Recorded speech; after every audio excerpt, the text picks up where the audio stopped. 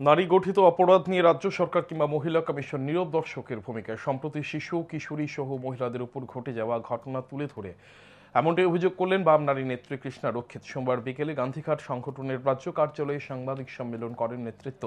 উপস্থিত ছিলেন ভারত গণতান্ত্রিক নারী সমিতির রাজ্য সম্পাদিকা স্বপ্না দত্ত, নারী নেত্রী কৃষ্ণা রক্ষিত, ঝর্ণা দাস বৈদ্য সহ অন্যান্যরা। কৃষ্ণা রক্ষিত এদিন বলেন, মুখ্যমন্ত্রী বলছেন রাজ্যে সুশাসন চলছে।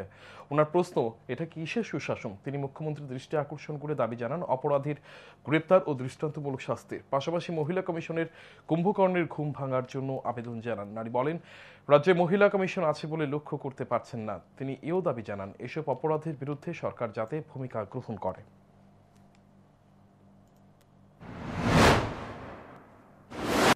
আমরা প্রতি সময় 2018-2018 পর প্রতিদিন এই ধরনের অমানবিক মধ্যযুগীয় বর্বরতার বিরুদ্ধে কথা বলবো।